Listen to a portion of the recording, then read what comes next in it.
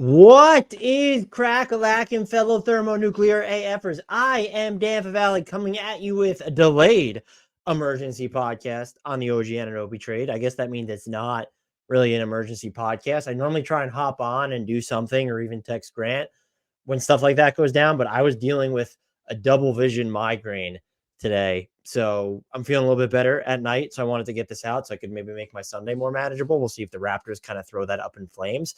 But let's talk about the OG Anunoby trade. If you're new, very quickly, subscribe. Apple, Spotify, YouTube, subscribe across all those places. Ratings, reviews, help us out a ton. Join our Discord, links in the podcast and YouTube description. You can support us by buying our merch as well. Follow us on all the socials. That's on your screen or in the YouTube and podcast descriptions also. Let's talk OG Anunoby to the Knicks. So the trade parameters are OG Anunoby's going to New York in exchange for RJ Barrett, Immanuel Quickley, and Detroit's second-round pick in 2024.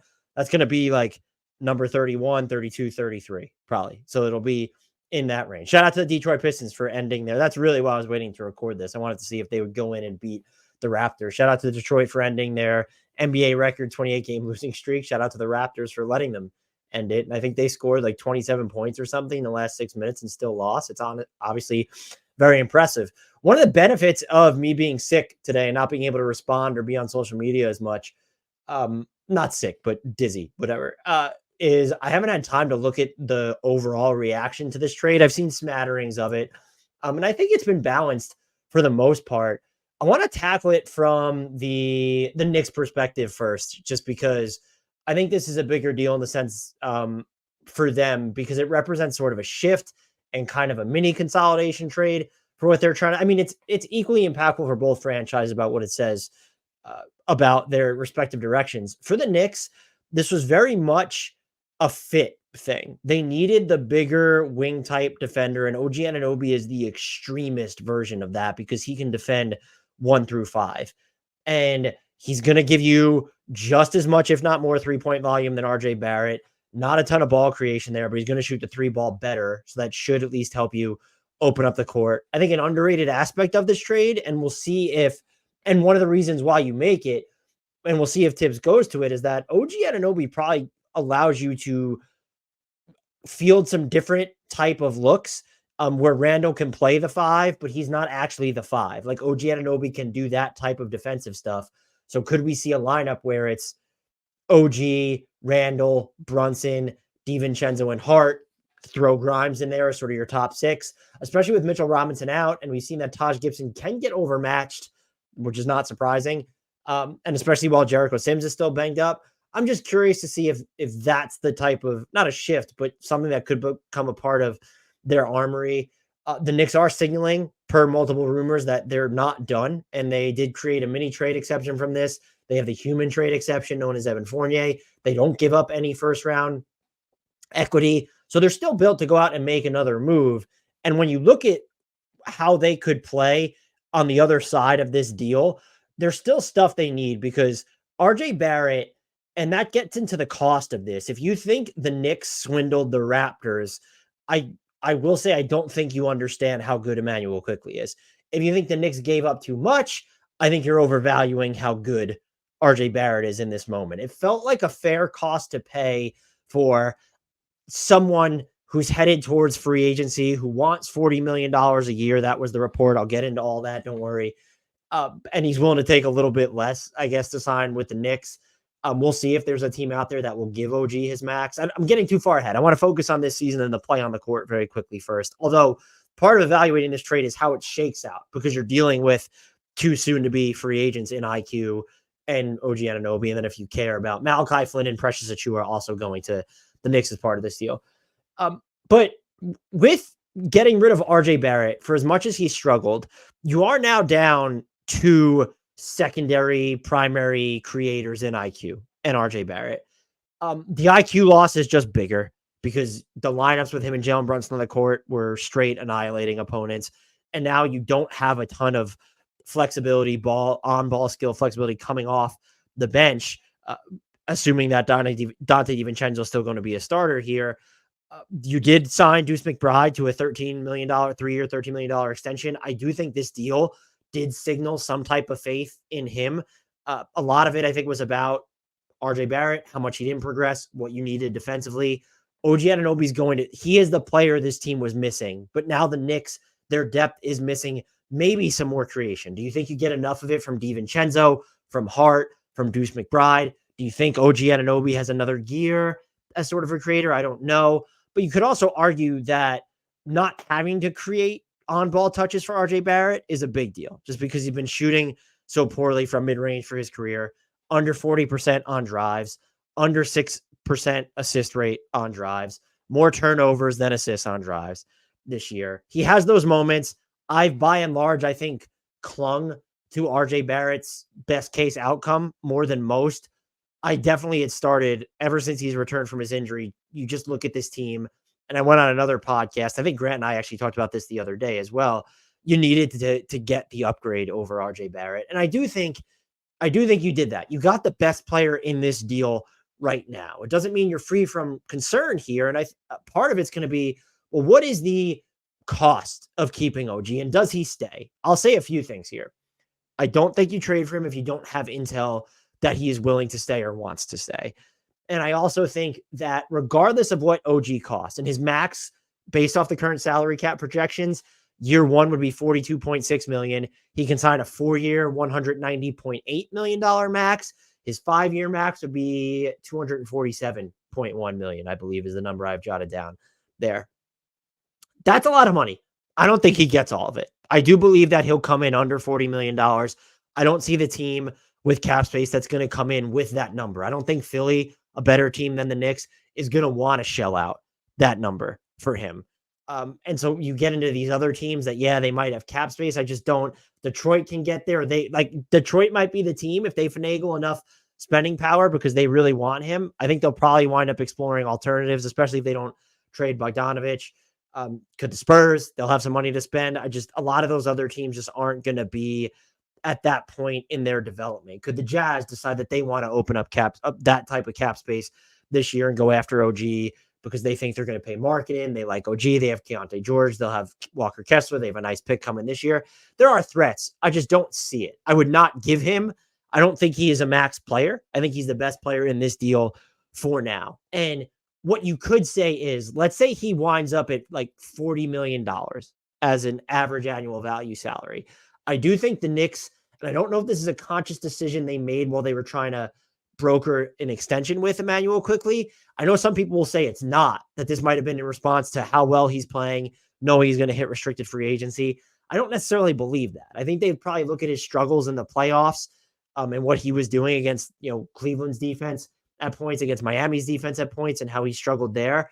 I think they looked at that. They got DiVincenzo. They know they have Brunson. They're going to have to start thinking about his next deal. They even re-signed Hart. I think they kind of collectively, maybe they were holding out hope that RJ would develop into more.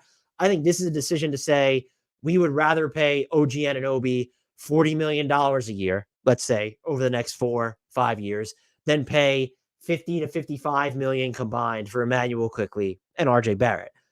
I think that's a reasonable stance to take.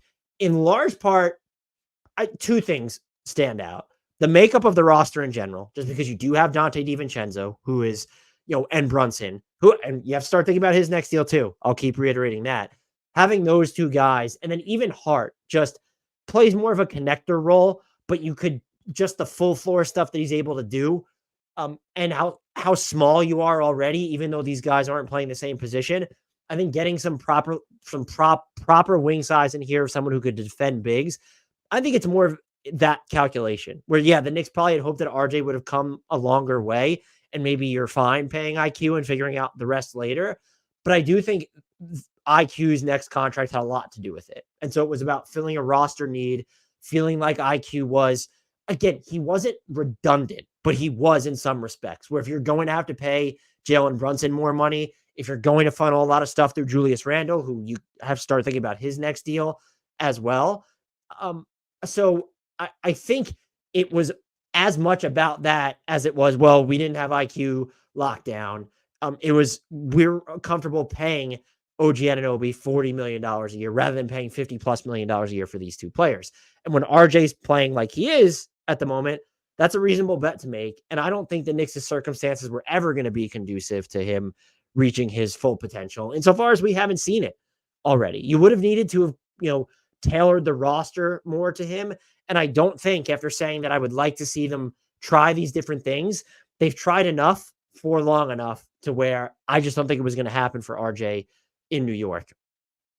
And so I think I think this deal is fair from the Knicks end. I probably like it a little bit better for them just because of where they're at. And if you are the Raptors, I think we heard the rumors last year about them being able to get 4 first-round picks for OG. This is definitely amounts to less than that. With all of that said, though, the Knicks gave up real stuff here. We're talking about, let's say, the number 33 pick. It might even be the number 31 pick. And then Immanuel Quickley, who's about to get paid. But this is someone who has been no worse than your third best player this year. I guess just when you factor in the Mitch injury and how slow Julius Randle started. As of right now, he's no worse than your third best player, Mitchell Robinson out. Shooting over 62% on floaters, hitting over 40% of his pull-up threes, over 40% of his catch-and-shoot threes. He defends his ass off. I love what the opportunity he should get in Toronto, having more agency over the offense, seeing if he can improve his playmaking from the in-between ranges. Giving him up comes as a real blow, which is why I think maybe this was a vote of confidence and induced to some extent, but it also just might be perhaps the Knicks aren't done. If they're not going to go out and get another creator type who's on a, maybe they try and get a veteran point guard, like, do they just join the Tyus Jones sweepstakes at some point to try and steady that? Or do they kind of bet on, well, we're going to still try and skew offense, where maybe it's not someone who's going to be a caps lock playmaker, but someone with size who stretches the floor. I wouldn't take them out of the Bojan Bogdanovic sweepstakes insofar as I would take them out, but that's still someone they could theoretically look at. There's stuff they need to do without IQ there. I do love the idea of him getting more reps in Toronto. I don't think Toronto's ecosystem is necessarily conducive to maximizing IQ. He's used to working in tight spaces, but this is kind of a whole different animal within Toronto. There are some lineups. If you're going to play Pascal at the 5 for stretches and you want to roll with Scotty Barnes, Pascal, GTJ, Barrett, and Quickley, that might be your most versatile lineup right now. If you consider that, could RJ hit more than 33% of his threes? So there is hope for that element of their offense to come up. But now you're getting another guard in there who can do stuff with the ball, who doesn't compromise your spacing. So he gives you more ball skills than OG Anunoby, and he's going to come cheaper than OG Anunoby just by virtue of his max salary in year one isn't going to be what OG's max salary is. I don't think IQ gets the max. I just don't see the team in RFA that's going to come in and give it to him. His max salary is $35.5 million. A 4-year max would run about $159.1 million. If you can get him for like $27, $30 million, between $25 and $30 million a year at this point, that's probably a win for the Raptors. And they could be looking at RJ as saying, we believe perhaps he has a higher offensive ceiling if he hits his 99th percentile outcome than OG.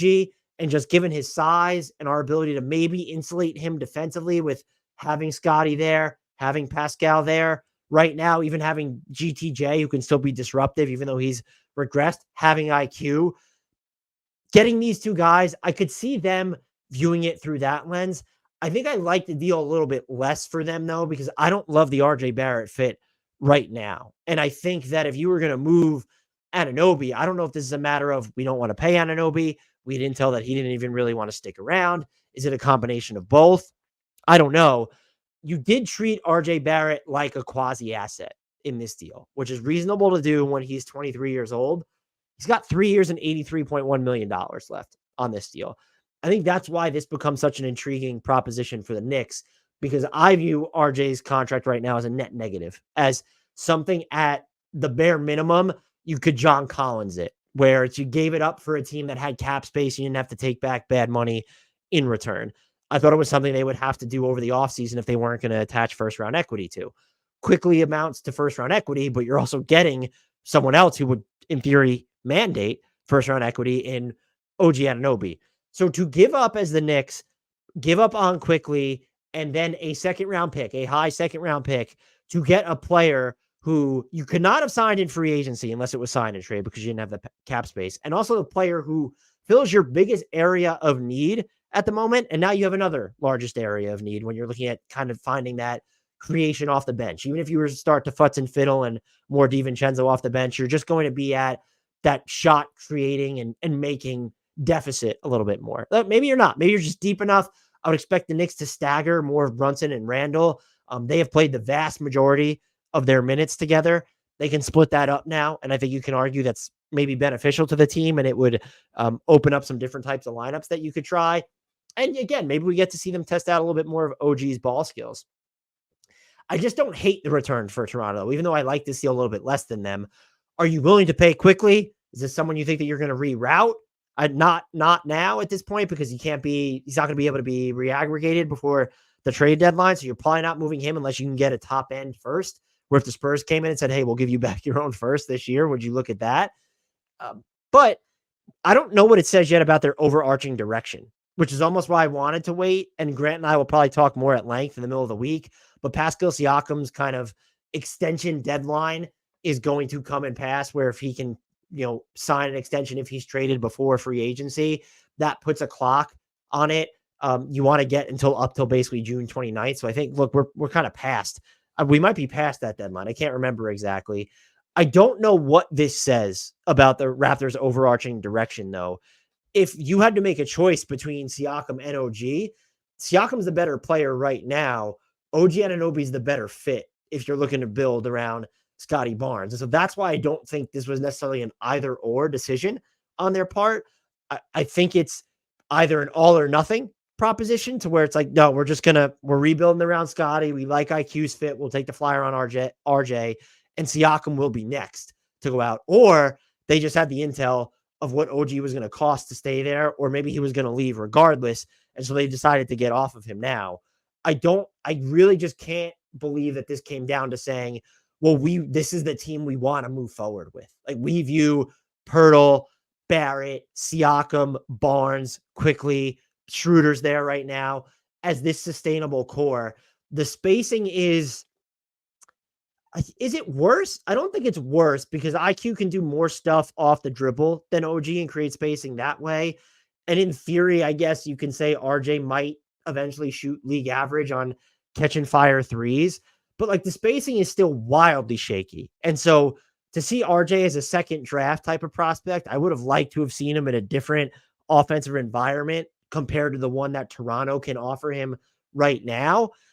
But you can't rule it out. He's still just young enough. Maybe something clicks there. Maybe he improves a lot defensively. Do they streamline his role in some regard?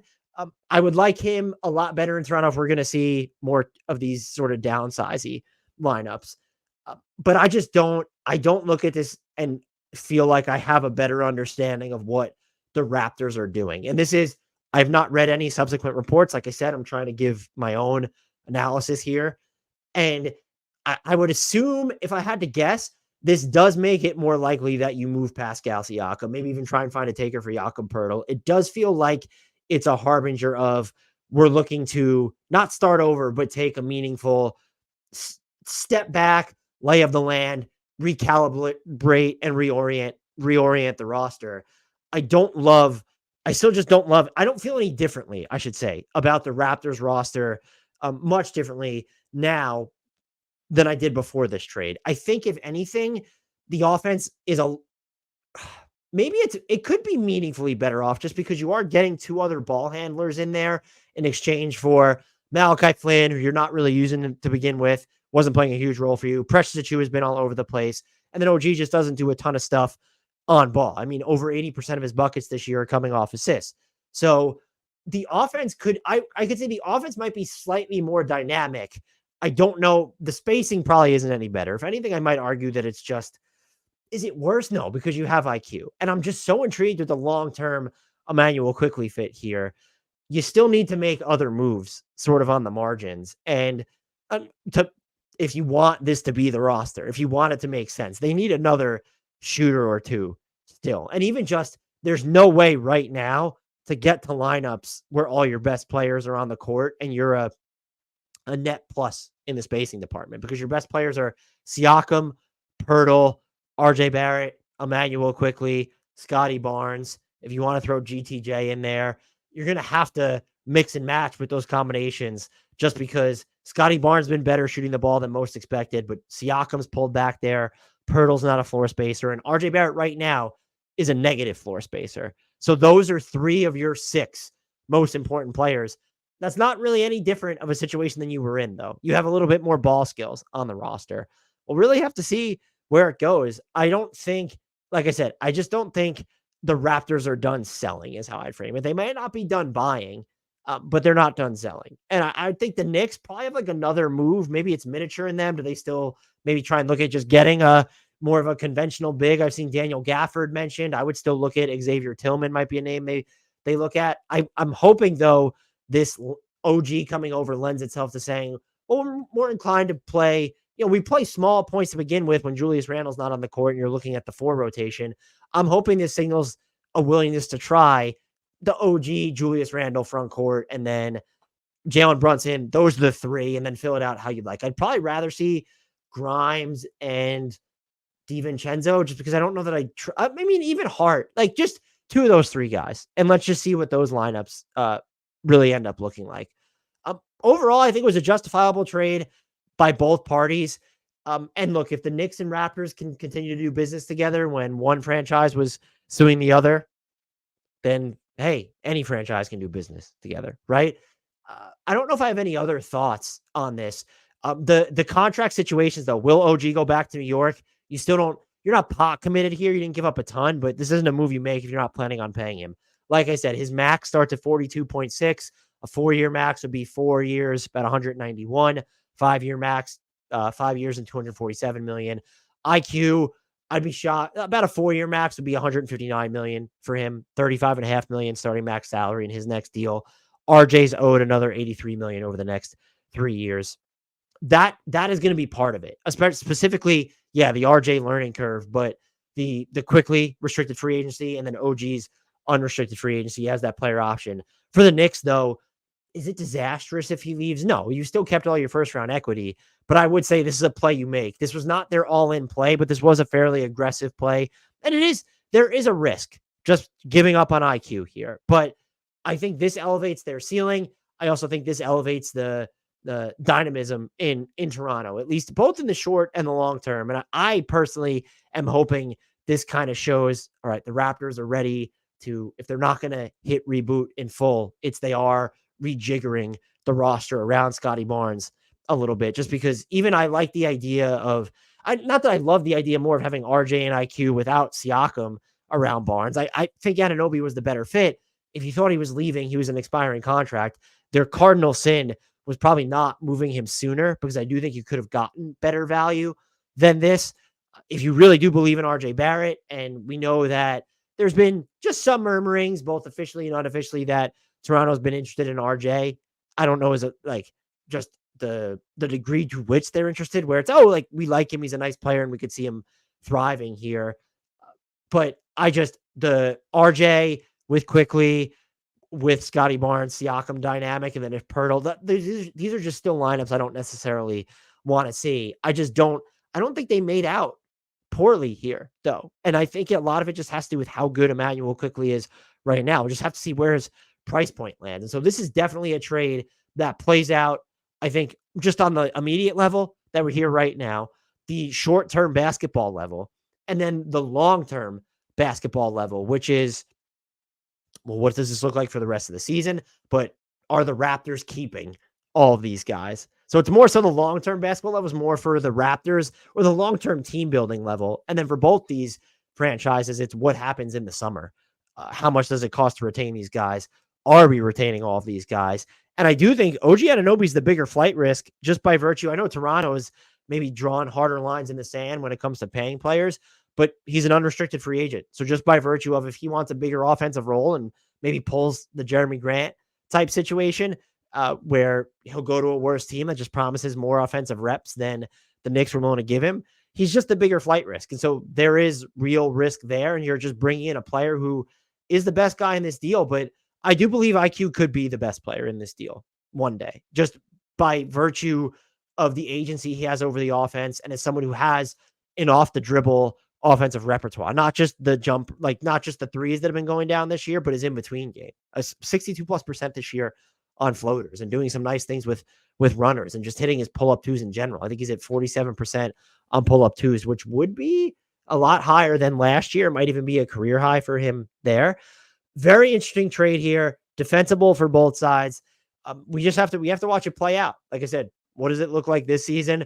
What does it mean for the Raptors leading into the trade deadline? I would expect the Knicks to make another buy play, whether it's for a big because they still don't want to do what I'm talking about, where they're running smaller, or it's a trade that lands them another creator to where, well, we don't want to stagger Brunson and Randall as much as we might have to now, or as would make sense now that we gave up on Quickley and Barrett. And maybe they won't. They might trust the DiVincenzo Hart, just bench heavy lineups. So again, I'm fascinated by this. Can't wait to get into it a little bit more with Grant next week. I think it was a reasonable call for both teams to make. I will say, I think the Knicks were overdue for a trade, but I don't think they got hosed on the value here.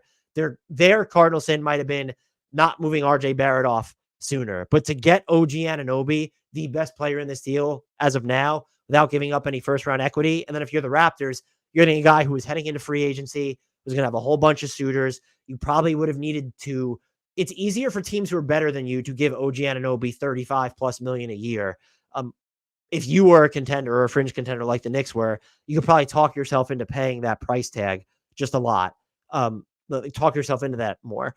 And we still need to figure out the stuff with whether OG wanted to be there or not. Both these teams have made mistakes getting to this point, but even under the less than ideal circumstances where we could have gotten more out of runway out of the RJ Barrett contract, based off where it is now, the fact that you didn't have to attach an actual first round pick to this on top of Quickley, I actually think is a win, because OG Anunoby, more than Quickley, even if Quickley becomes the best player in this deal, more than what RJ Barrett is doing right now, he is the most desired prototype of a player in the league, just period. And so the Knicks got him now. I don't think they'll get any run out of having Malachi Flynn. I think, could we see some Precious Achiuwa play the 5 spot? I'd like to, especially when you're going to go up against some athletic teams now, and Taj Gibson just isn't fit for that. Maybe Jericho Sims will be back in a few games, though, and that leaves this moot. Precious Achiuwa is one of the most frustrating players in the league, though. I picked him to win most improved player last year. So that's the gamut of emotions and impressions and sentiments of Precious Achiuwa that I'm running. Fine. Look, we'll get into more of this trade.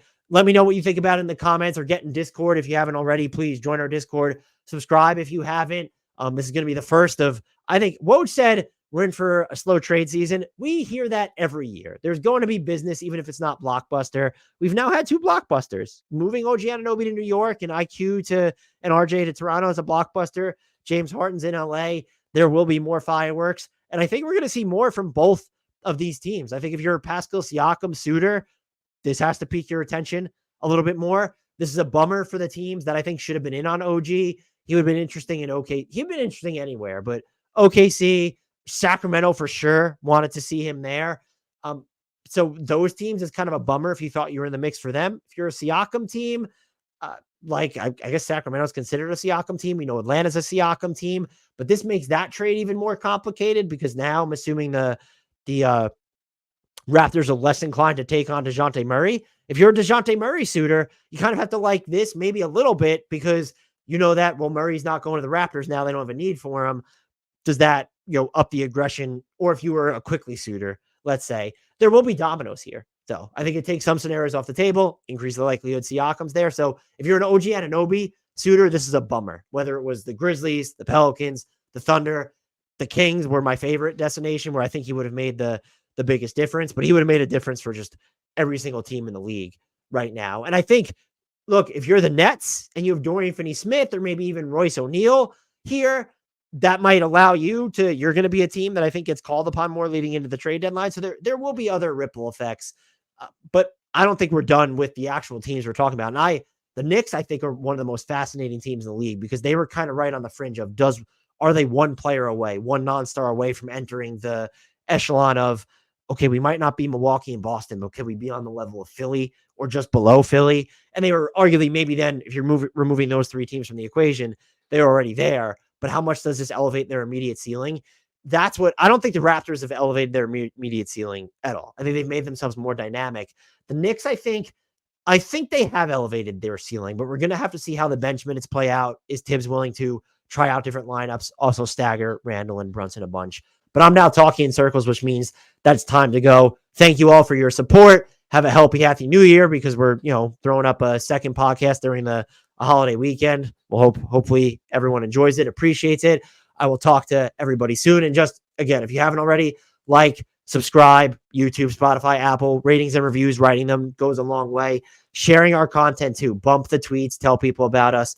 Appreciate, as always, all of your support. Until next time, and as always, shout out to the one, the only, the indelible Frank Ntilikina.